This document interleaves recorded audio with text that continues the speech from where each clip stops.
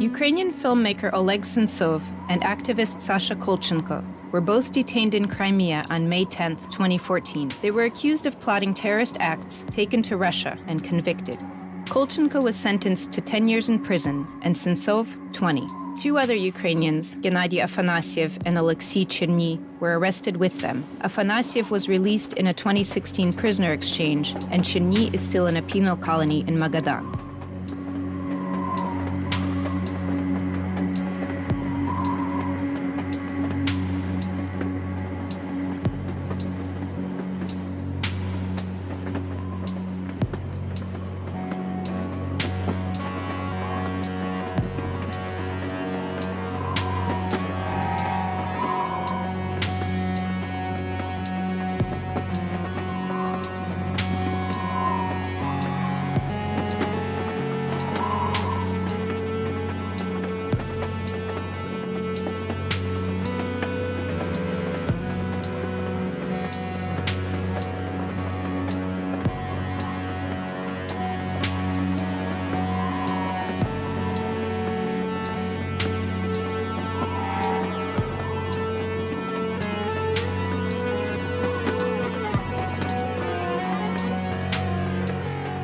Sentsov and Kolchenko were first held in a detention center in Moscow, then tried in Rostov-on-Don, transported to the Urals, and then to the Russian Arctic. Between the two of them, they have covered almost 20,000 kilometers, or half the distance around the Earth. Their entire journey has been within Russia, or actually, within its prison system. We traveled to the key sites along their transport route, where the Ukrainian consuls were denied access and where lawyers today face difficulties getting in, to find out in what conditions they are being held and who is responsible for their fate.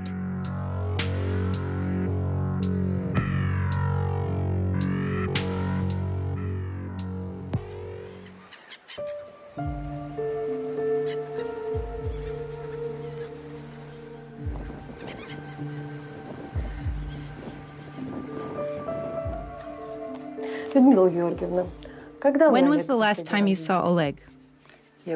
I saw him on May 9th.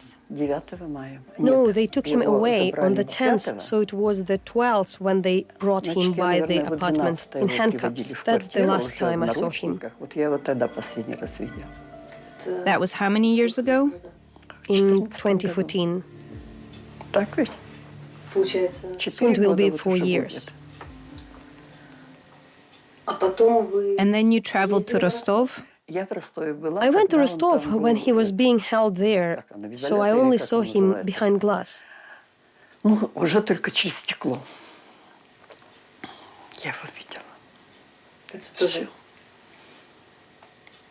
This is when? It was when they held the trial. After the trial, I can't figure out when exactly, in summer 2015, Natasha met me and I saw him. Oleg Sentsov was accused of organizing and leading a terrorist group and sentenced to 20 years in prison. Sasha Kolchenko was given 10 years for allegedly participating in it. According to the Russian investigators, the group was planning to blow up the Lenin Monument, an eternal flame memorial in Simferopol. It was also said to have ties with the right sector, which in Russia, in connection with this case, was declared an extremist organization. The case essentially rests on the testimony of two others involved, Gennady Afanasyev and Alexei Cherny. Later, it will come to light that they were tortured, as was Sentsov, who was pressed to inform against the leaders of the Euromaidan protests. Меня начали избивать руками, ногами, дубинками, прочими средствами. Когда я продолжал отказываться, меня начали применять ко мне удушение, средства, когда душат пакетом до того, как теряешь сознание. Я это много раз видел в кино, ваша честь. Никогда не понимал, как люди на этом ломаются. Это очень страшная штука. Они раздели меня на ногах и угрожали изнасиловать. Дубинкой, прочими средствами в разной извращенной форме. All that was found in Sentsov's apartment was money for his new film, old tickets to Kiev, and his film collection, which included The Ordinary Fascism and The Third Reich in colour. The investigators took this as evidence of the director's Nazi views. Sasha Kolchenko admitted to throwing a flammable mixture at the door of the Russian Unity office in Simferopol.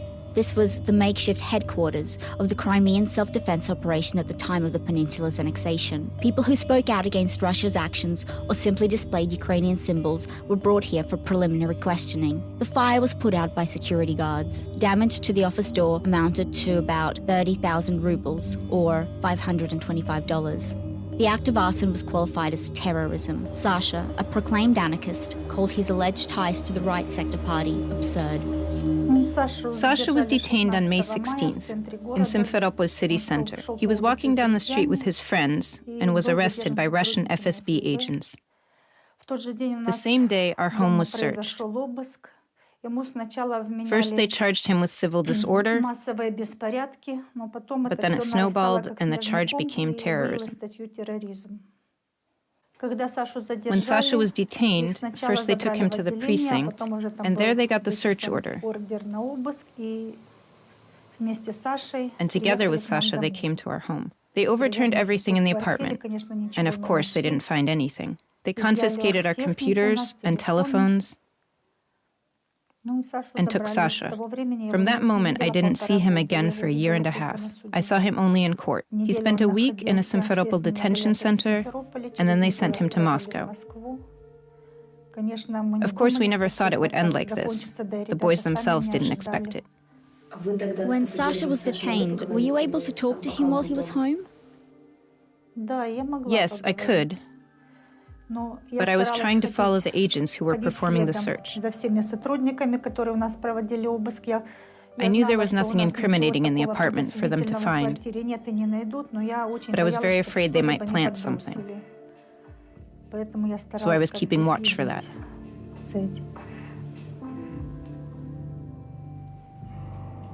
Sasha's mother, sister, and other relatives are still in Crimea. Many of his friends left and now live in Kyiv and Lviv. Sentsov's closest family, his 2 children and mother, live in Crimea.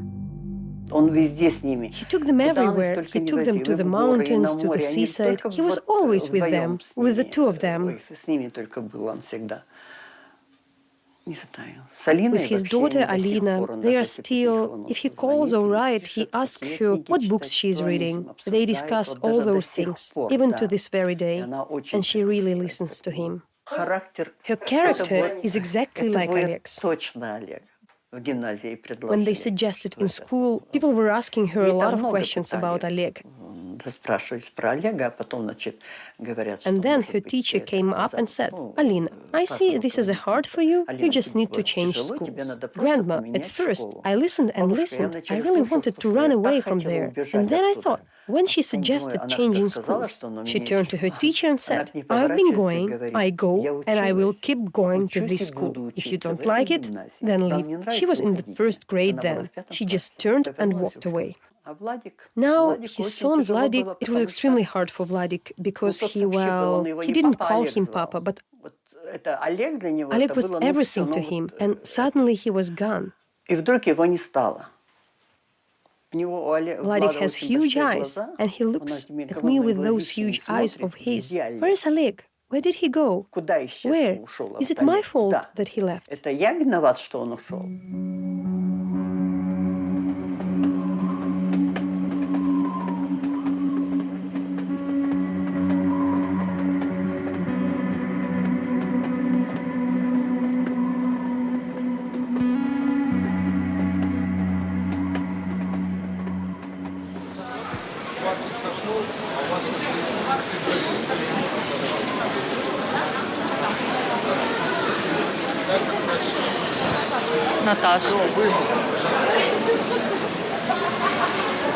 Where are we, Natalia?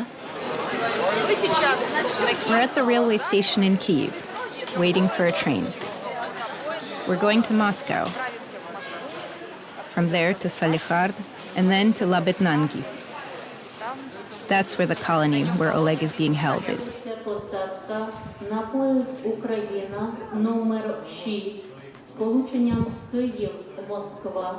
Поїзд знаходиться на 12-й колії.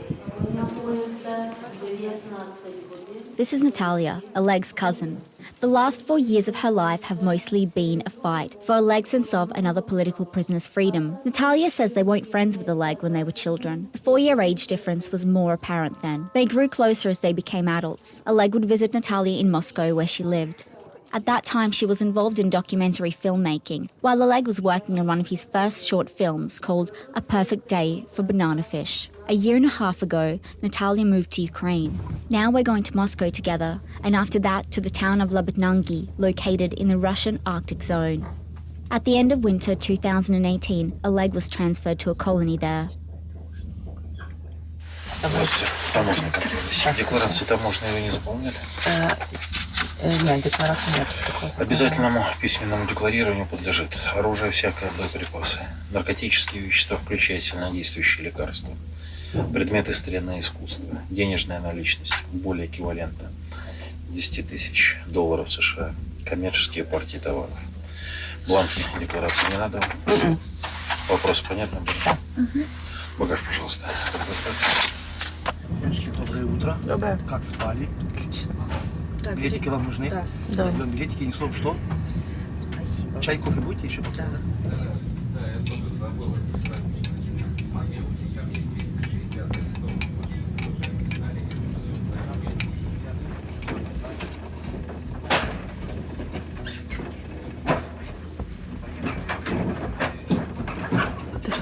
How long has it been since your last time in Moscow?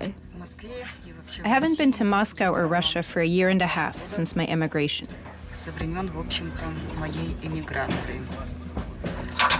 I can't say that I miss it a lot. Maybe I just miss my friends there. Well, let's see how much Moscow has changed during this year and a half.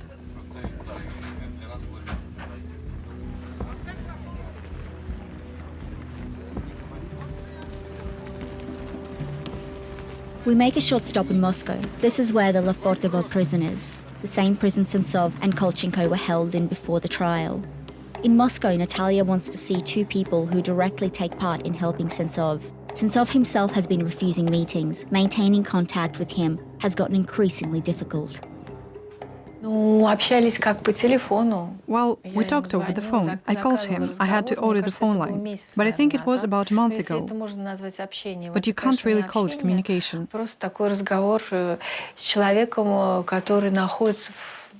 He's in a very tough psychological condition now. He's been locked up in jail, but it's like he's also locked up inside himself.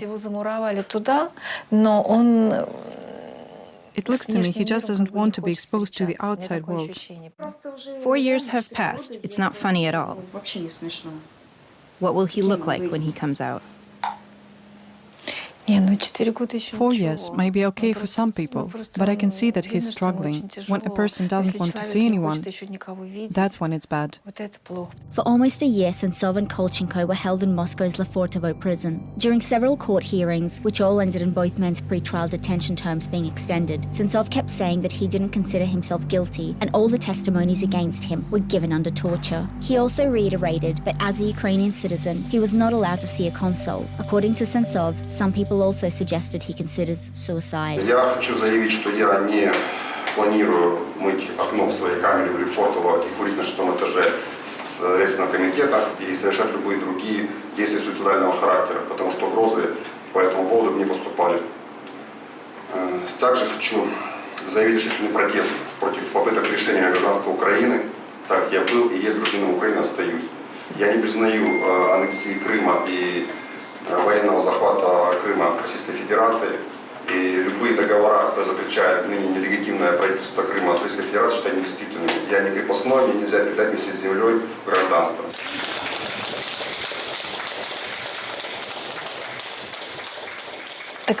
So he was taken in this darkest cell on the top floor of the Lefortovo prison.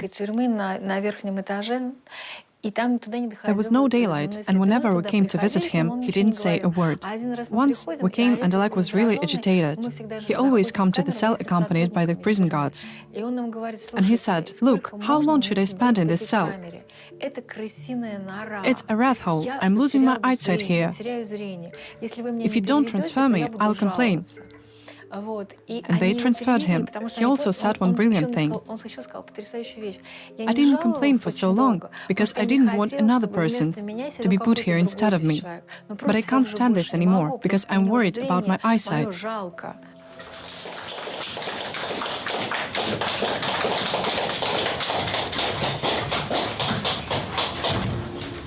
Ну, я не боюсь уже этих угроз, намеков, как я уже говорил, и этот срок 20 лет, ну, мне не страшно, потому что я знаю, что эпоха отправления кровавых карликов в вашей стране закончится раньше.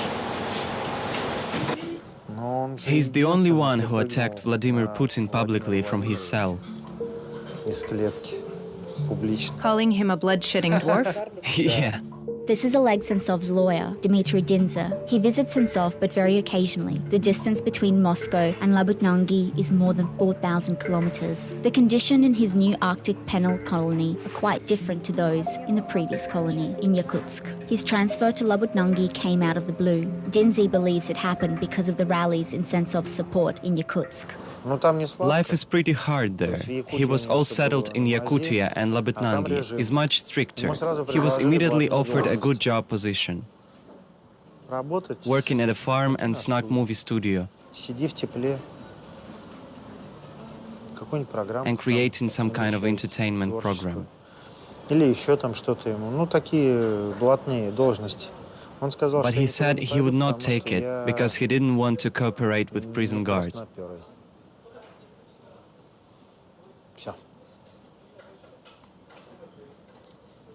He became rougher, that's for sure. He improved his knowledge of prison life.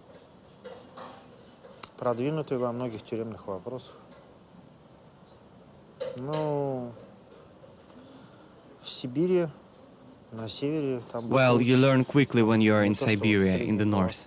It's not like in central Russia. There are completely different prisoners there, different people. We couldn't even speak properly because of the glass.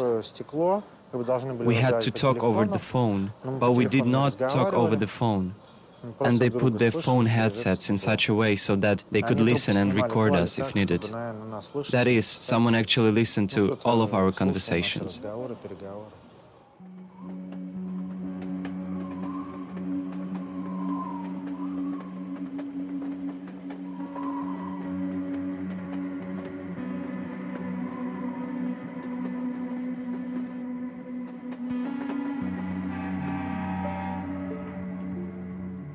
This is Rostov, summer 2015.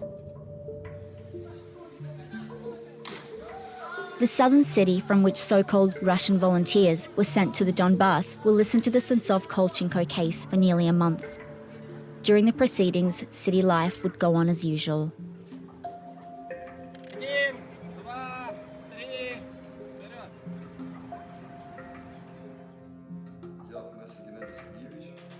Nothing sensational was expected from the trial. That is, until Gennady Afanasyev took the stand.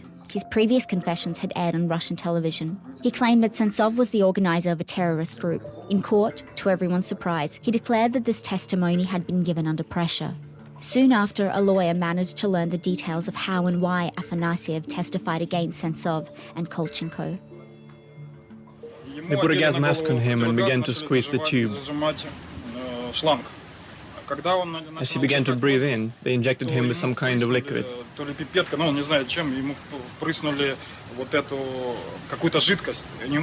immediately began vomiting right into the gas mask and choking on the vomit. They also tortured him with electric shocks. They attached electrodes to him, including his genitals, and increased the voltage. He was forced to comply. He could not withstand the torture. However, this had no effect on the court ruling. По совокупности преступлений путем частичного сложения назначенных наказаний в виде лишения свободы на срок 20 лет исправительной колонии строгого режима.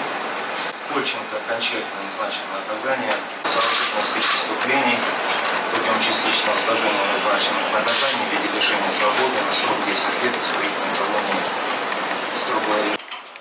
Вот стоят, например, ваши трубадуры режима, да, они тоже не глупые парни, они все знают, как оно есть, понимаете, они продолжают врать, продолжают делать свою работу, например, находя, ну, без всякого оправдания, наверняка они себя оправдывают, там надо кормить детей, надо что-то делать. А зачем растить новое поколение рабов? Ребята.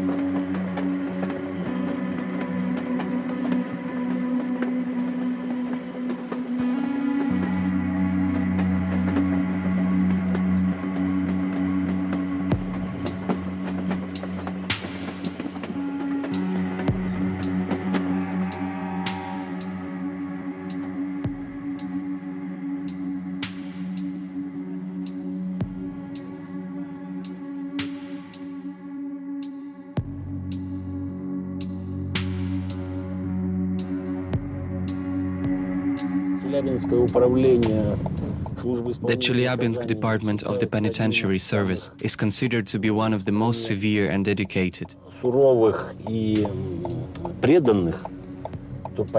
It's understood that they send people like Sasha here.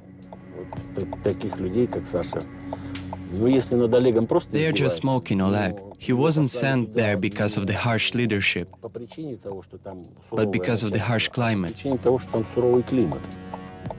They decided to bully him in this way. They just have to keep those who pose a threat to them in the hands of their devotees there.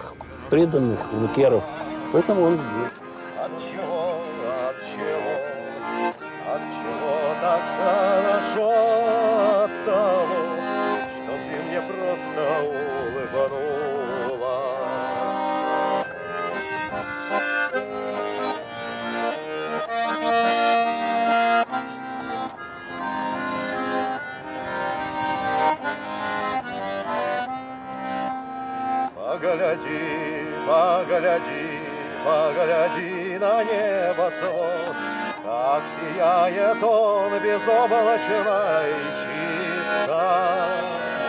Отчего, отчего, отчего мне так светло от того, что ты идешь по переулку? Отчего, отчего, отчего мне так светло от того, что ты идешь по переулку?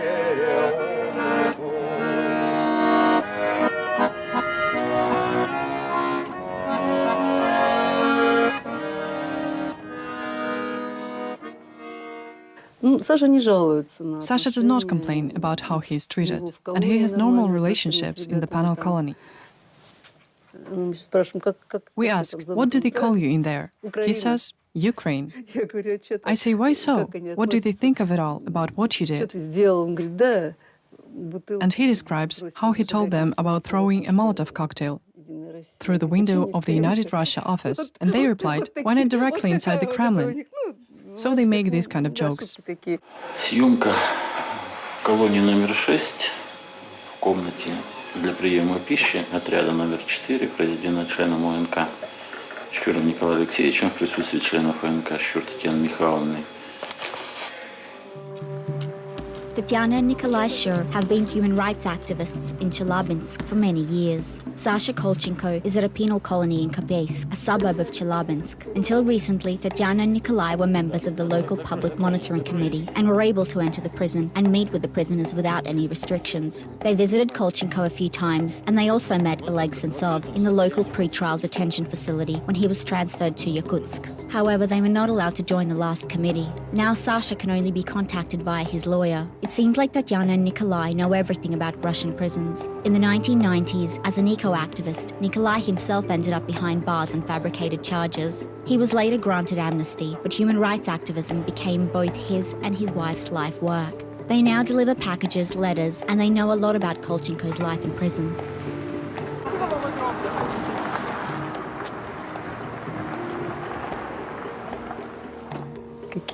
These articles.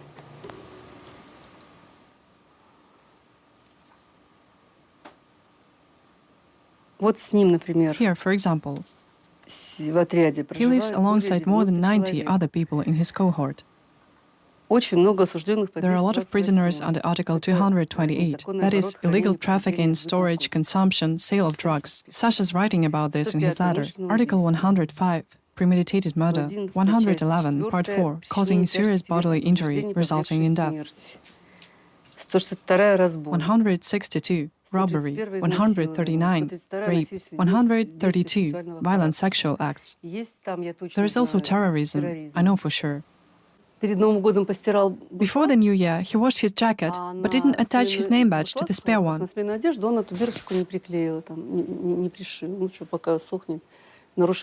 This was deemed a breach of the uniform rule, despite no one ever caring about this before.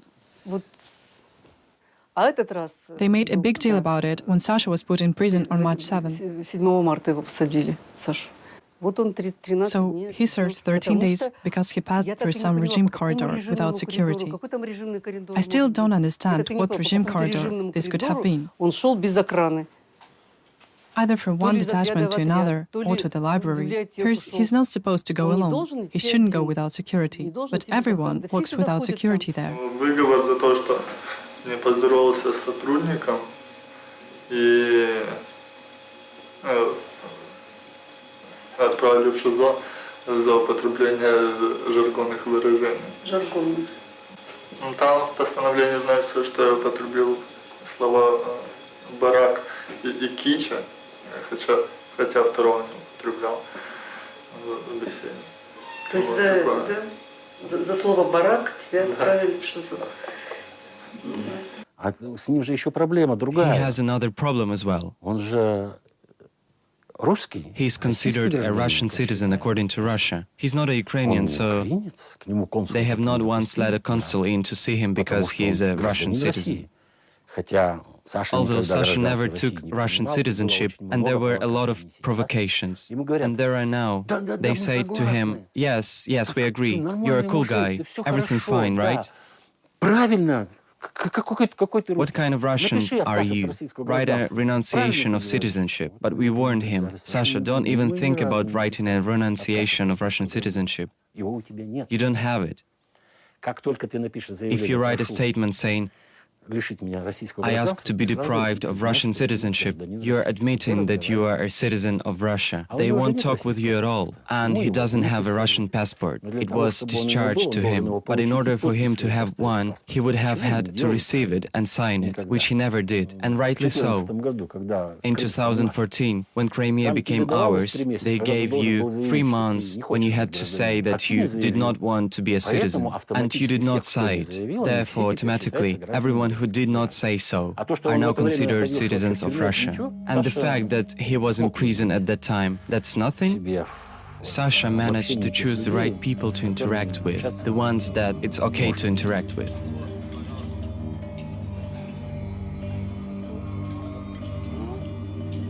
These images are from the Kapeysk penal colony, where Sasha is being held, the canteen, one of the workshops, and the living area.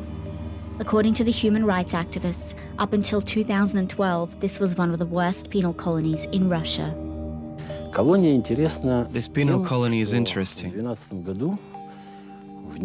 In 2012, the inmates held a peaceful protest because of the conditions here. However, that's not what's interesting, but more what the protest was about. In different prisons, there are always riots, shattered glass, blood, screams, fights, death, arsons, breaking prison assets and death. But there was none of that here. It was a peaceful protest, but that's not what's interesting. The interesting thing is why it was held. When I arrived at colony number 6, it was considered the bloodiest one. All the cruelest tortures happened there mostly. I can describe these torture methods to you. A lot of people did not believe me. Even the people inside, those with whom I was serving my sentence, did not believe that such things could be done to me. Because they thought that it was impossible that someone could be tied to the bars and hang there for 18 hours a day. It's impossible. Решетки в подвешенном состоянии по 18 часов в сутки. Невозможно. And that's with no food, no water, absolutely nothing. To compensate for no food or water, they sprayed me with pepper spray. In between, they would kick my balls and beat me. So a person just hangs there like a sack.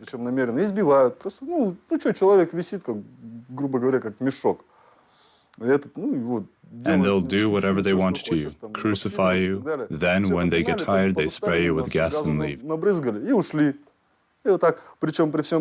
And that's all with an ear flap hat tied around your ears. Some people had a bucket, but I somehow missed out on the bucket. I had the hat. The hat has 2 car alarms built into it. When you put the hat on, it's all taped up in case, God forbid, nothing falls off. They also tape your head to the bars so that it's impossible for you to move. And they turn the alarm on, spray some gas, and that's when the disco starts. And it's like that for 18 hours. People come to the penal colony in groups. The groups were beaten immediately. The groups arrived by car. They unloaded everyone and started to beat them. Just beat them. It was all-out torture.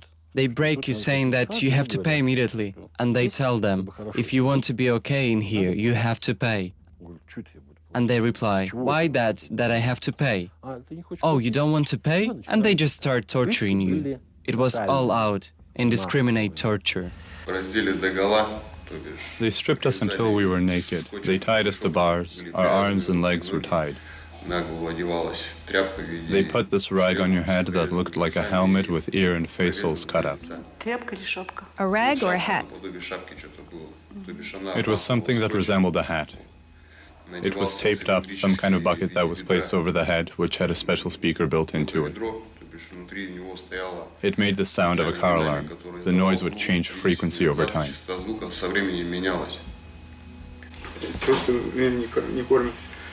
They just don't feed me.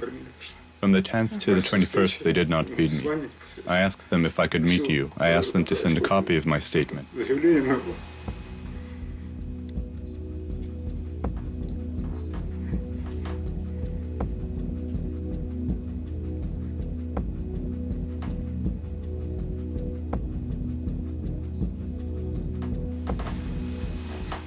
They gave me a scolding and told me to go away. In the winter of 2012, the prisoners of the Kapeysk penal colony held a protest. They refused to enter the building, climbed onto the roof with placards, and demanded an end to the torture and extortion. There was an open day on the day that happened. A huge number of relatives came bringing bags full of food. They had already been given permits allowing them into the territory of the penal colony, but not into the actual zone where the prisoners are kept. There were many parts that they could walk through, but not in that zone. But then they were thrown out of the blue, without explanation. They closed it, and they did not explain anything.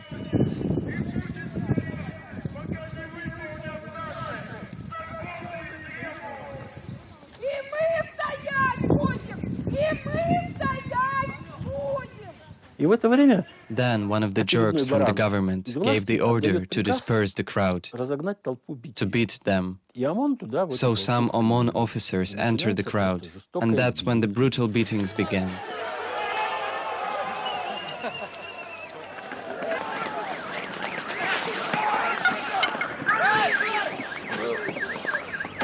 A pregnant woman was beaten and she miscarried. Another woman got her leg broken.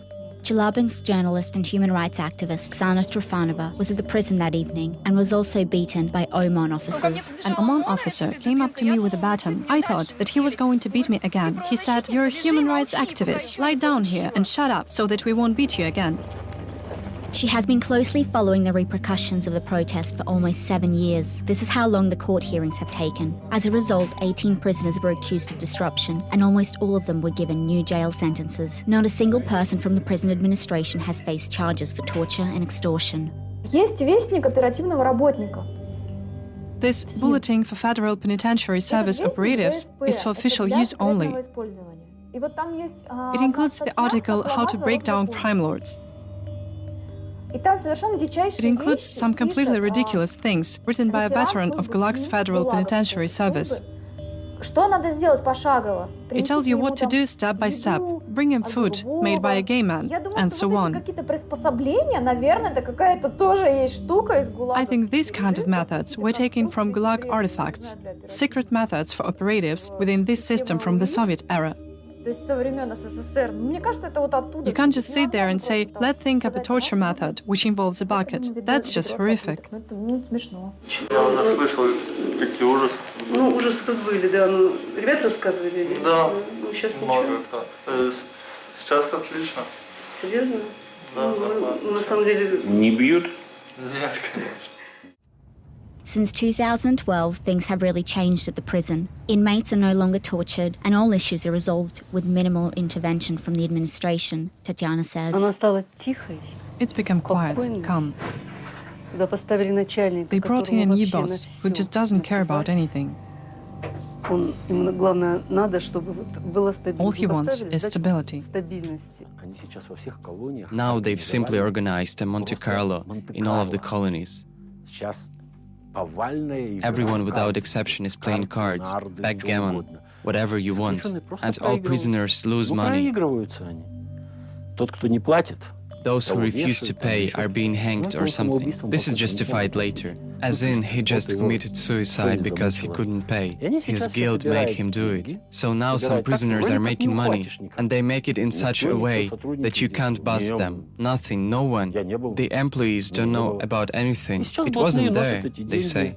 So the crime lords get their money under the guise of gambling, and everyone who tries to play keeps losing. Don't play with the card sharks. That's how they extort money. For having meetings with relatives and friends, for joining the detachment. It's all how it used to be, only there is no torture, nor beating, no murder now.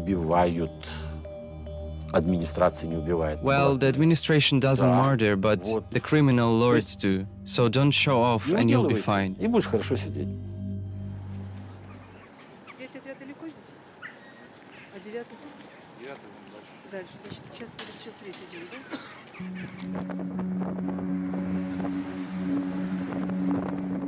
We are travelling to the prison compound to see with our own eyes where Sasha is being held. Visits from people who are not close relatives are not allowed. We were also told that we can't shoot inside the prison, so we're only going to be able to look at the building. Sasha's mother came here twice. One time she had to practically beg for a meeting. The prison administration claimed her application had been lost. They managed to find it later, after looking for it. It's late March. Kopeisk is now covered in snow, and temperatures are below freezing, which is normal here.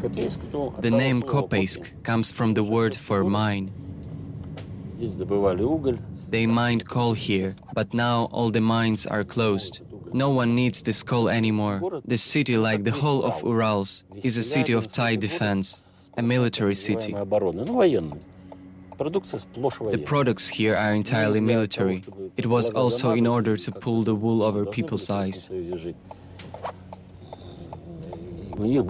People had to somehow live in the Soviet Union. They had another plan for civilian production. The factory produced a ridiculous amount of ammunition, but still made refrigerators. The penal colonies are needed to make sure there is a workforce for the country's defense industry. Ural is the country's defense zone. Here, the defense industry is the main thing. In fact, you could say it is the only thing here. They need a lot of working hands. That's why there are so many camps here. Here, in front of where the control towers are, and where the wall painting of an eagle in flight is. This is the penal colony. This type of art is made by prisoners. You can tell straight away.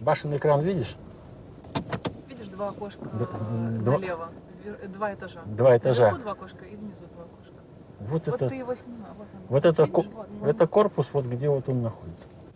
На втором. Вот, ну, тот, который нижний.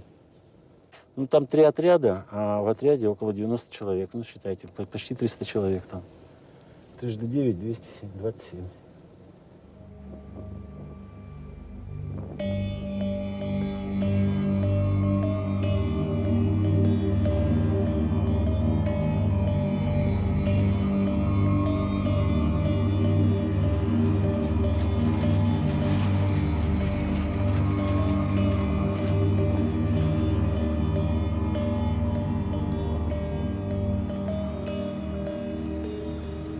After about a month, a lawyer meets with Sasha. He asked us not to show his face. This makes it easier for him to do his job. He's just returning from a visit with Sasha and comes to talk to us immediately. You've just been to see him. How is he getting on? He always looks fine. He holds on and resists all the provocations. He looks appropriate. The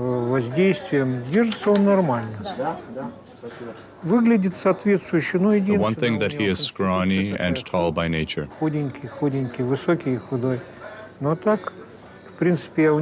I asked him about food there. He says the diet is quite poor at the moment. The worst time is summer when they are given dry potatoes and stuff like that. Now the diet is more or less good. Is he getting letters or parcels? He is. He received a letter 2 days ago.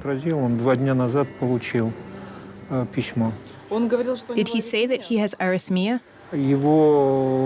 We have a third colony here at the station where the Chelyabinsk pipe rolling plant is. It's referred to as the hospital. He was taken there, they did a full cardiogram, they examined him fully. And so, as a result of the cardiogram, they determined that he has a heart arrhythmia. I asked him if he was being treated for it. Here in the letter from the conversation, it says that there is no treatment for it. When a person is independent and doesn't bow down to anybody, when a person has dignity, that kind of person can survive there. On one condition, as long as the administration does not order him killed. The administration is sparing Kolchenko, Sentsov, and Klich too.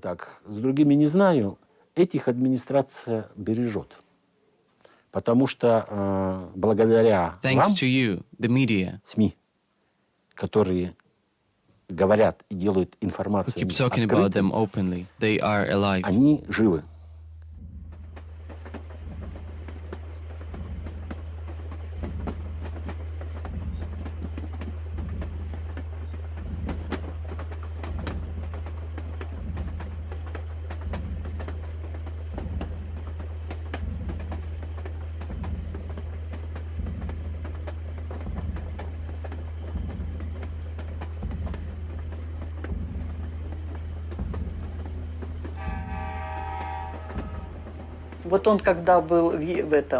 For some reason, it seems to me that he was better off in Yakutsk. I laughed a lot when he called me in the spring and said, "Mom, guess what I've done?" "What?" "I've planted some radishes and I've sown some dill seeds." "Why can you do that in there?" I say. "In the flower beds. This is the second time we've planted radishes." To me, it suggests that it was somehow freer there, but I don't know, I can't say anything. Oleg Sentsov was at the penal colony in Yakutsk for almost 1.5 years. In the summer of 2013, the punk protest band Pussy Riot held a protest in support of Sentsov. And in the fall of 2017, it was decided that Sentsov be transferred to Labutnangi, which is almost 8,000 kilometers from Yakutsk. It is Russia's Arctic region. The climate here is very cold and wet. Compared to the facility in Yakutsk, this penal colony has a much stricter regime and daily schedule.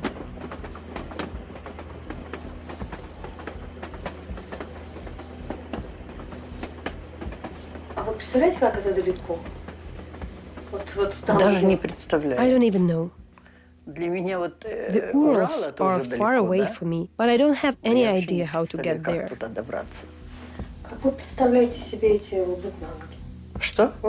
What do you imagine Labutnangi to be like? I can't even imagine what the town is like. It seems to me like it's a desolate steppe. Everything there is covered with snow, and there is a barrack in the middle. That's the only idea that I have. It's always frightening for me. How many times have I imagined this is my head? What there? Whether it's an industrial town. No, I don't even think that. To me, it is a bare steppe. Everything literally covered in snow, with the terrible frost and a barrack. That's it. And it's terrifying.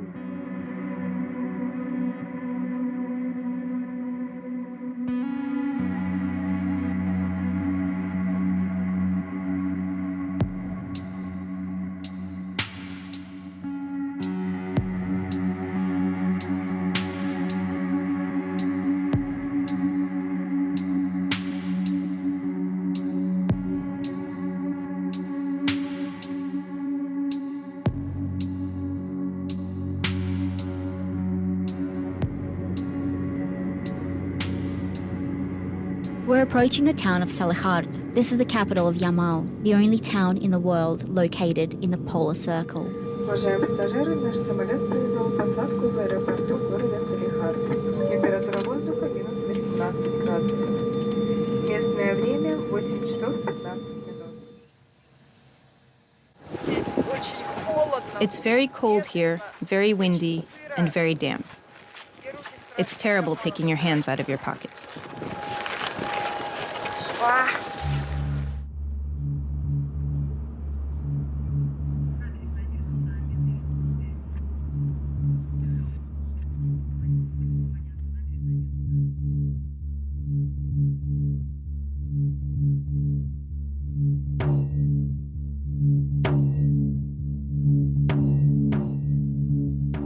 You can only get from Salihard to the White Bear prison colony in Labutnangi, where Sentsov is being held, by crossing the river Ob. At the moment, there is an ice road across it. They call the road Zimnik, but it's just ice. Once it gets warmer, it will go underwater.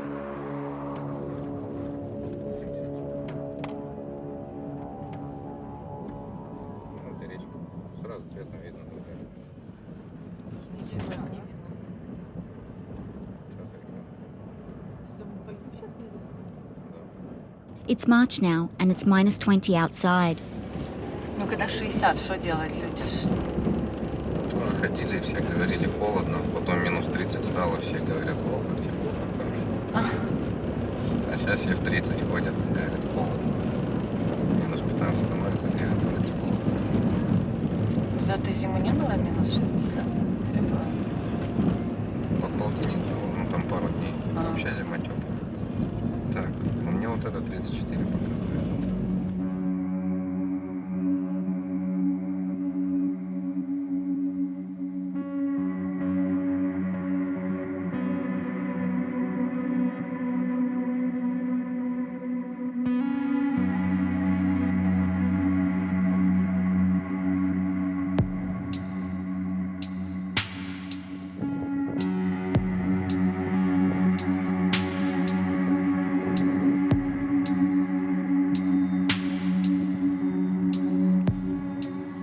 Sentsov is refusing visitors. He says that it is easier for him this way. Despite going such a long way, Natalia knows that she won't be able to see him. But there are a few other important tasks which only Natalia can do. Meeting the only local lawyer who could potentially visit Sentsov, and someone who would be prepared to pass on packages to him. Finding people like this here in Yamal is very complicated. Oleg is like Voldemort here. They don't talk about him, don't mention his name at all, at least on camera. And when they do talk about him, they do it in whispers and with the windows closed, and just in passing. Not because they don't understand or they don't know who he is, but because they're scared. They see what can happen to innocent people, they see where they lock them up, the sentence he was given. It needs to be understood that Yamal is actually Gazprom's area. Gazprom is a pro-government company, and therefore it's frightening. The cities are small, everything's out in the open, everything's exposed. People are afraid to lose their jobs, to lose their houses, which are provided by their workplaces, to lose their money. You can't survive here without money. You can't grow fruits here, let alone potatoes. That's what life in Yamal is like.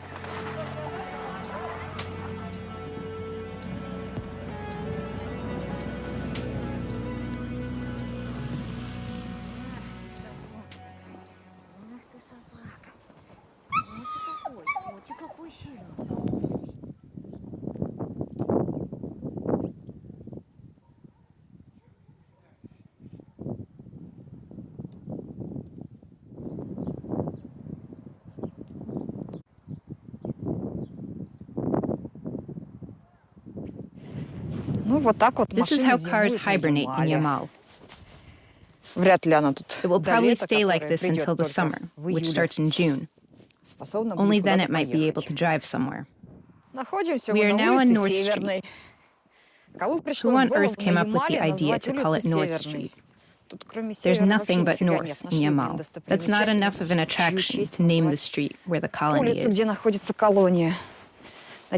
hope I'm not walking on someone's car.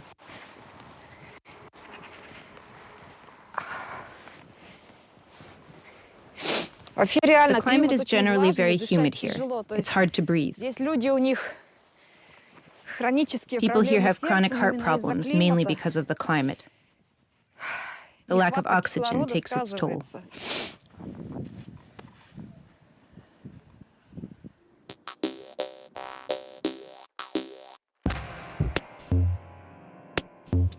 Labetnangi is a Hunter name, so the translation from Hunter is seven larches, and we are well aware from Hunter people founded their settlement here. They worship idols.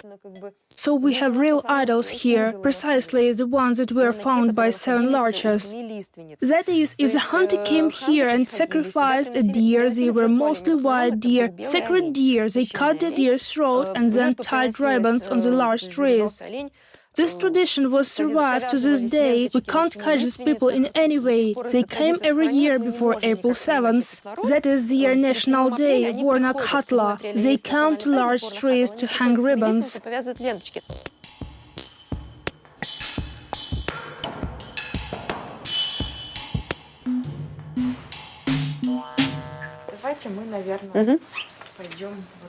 Let's move on from here.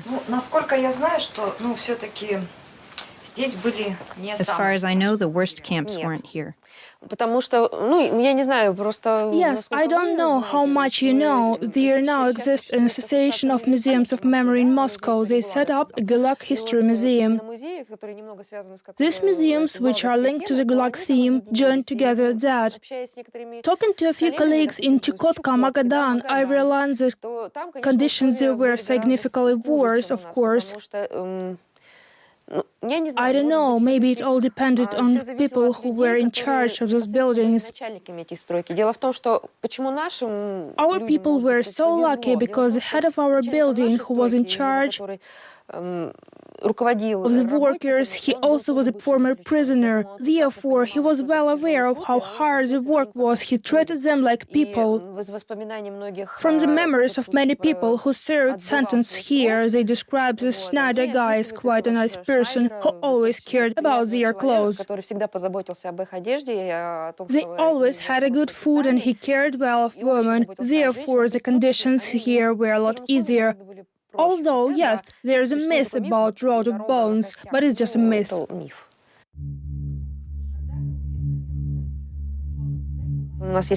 One of the former prisoners told us that there used to be a kind of punishment in the summer especially, where persons would be stripped naked and make a run into the tundra. They would then be left there for mosquitoes to bite them all over. There were punishments like this, but if you look at the statistics, the death rate wasn't as high as labor camps in Magadan, for example.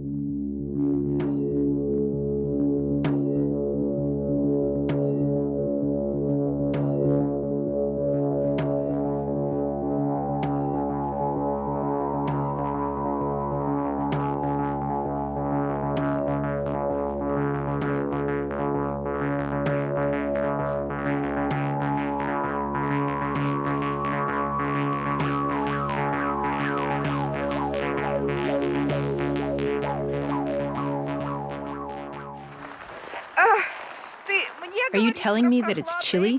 I'll beat you up, I'm telling you. I have a whole string of uncensored words on my tongue. To begin with, we barely made it here because there was a blizzard today, and the driver was afraid that we wouldn't be able to get here. And not far from us, in Yamal, there are polar bears wandering around. And yes, my ear has nearly frozen to the telephone. I'll have to say goodbye. I was talking to my colleague Natalia Gumenyuk. She's in Crimea right now, in Yalta, by the sea, and she's complaining that they're cold. It seems she can't quite imagine where we are. To her, Labetnangi is a place on the map. There are more than 5,000 kilometers between her and us. That's generally her whole perception of our region. So she's saying that they're cold over there. The lawyer and the person who delivers the packages categorically refuses to speak on camera. However, Natalia says that having someone here who can easily visit Oleg is a big deal. У вас разрешение есть? Ну, сейчас будем просить, да. Я не знаю, как вас там подвезти-то лучше. Есть там дорога, нету там дороги. Прочистили. We have come to the prison colony to see what it looks like for ourselves. Here it is, the White Bear Colony. We were not allowed to film this prison colony, just like the one in Kapeysk, where Kolchenko was detained. But we can see a few buildings through the fence. Oleg Sentsov is in one of them.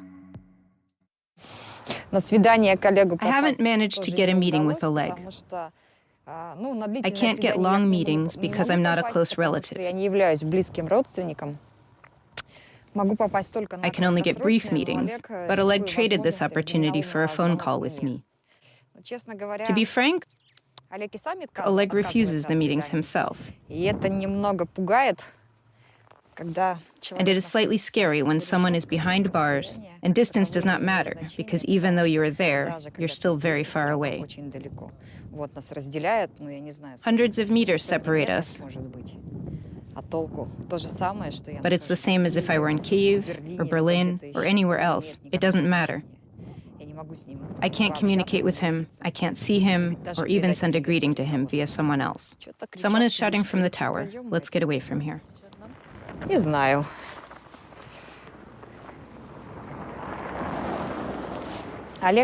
Oleg does not work in the prison colony. There are a lack of jobs. Дефицит рабочих мест. I often try to imagine how he feels, what he's thinking about, to put myself in his shoes.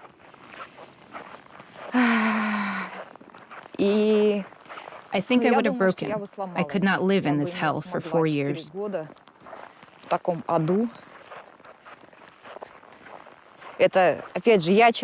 I'm a northerner. So for a southerner, this probably is hell. Yes, it's really interesting what kind of music he listens to in there. He definitely doesn't listen to chanson, but as far as I know, chanson is not popular in prisons. He watches television, Russian television. I imagine that would make him gag. But you can't escape it, you are forced to watch it, because everyone else does.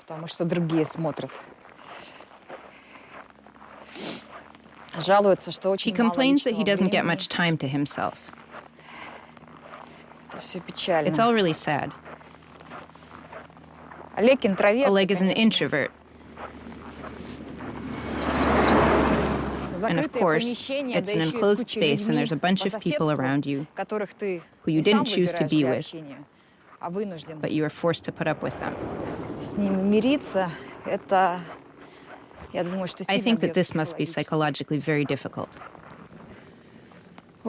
Here, this is the yellow building. Let's try to walk around it.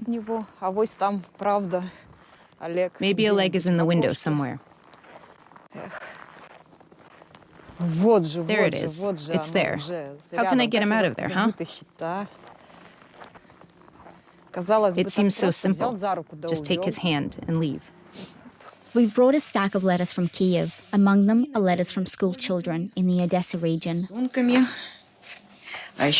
They also printed postcards with Oleg Sentsov's quotes. This phrase, "Just know this nail will not bend," he wrote in his letter dedicated to all Ukrainians.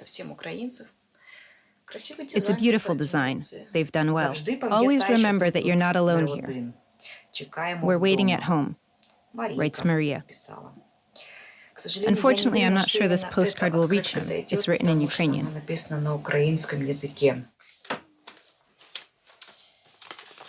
We leave tomorrow. In Kyiv, it's springtime already. In Crimea, everything is blooming now. But Oleg will remain here. And we don't know for how long. The thought of it is tormenting me, of course. You feel like a tourist, but someone stays here, indefinitely.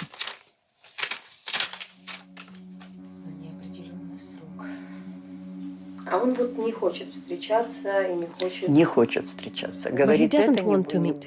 He doesn't want. He says that it wouldn't be joyful for anyone, nor for you, not for me. It will be more difficult. Even in Rostov, we wanted to come with the children. Rostov isn't so far away. He said, there is no need. I saw people who saw children. And what happened to them later? He always wrote and said,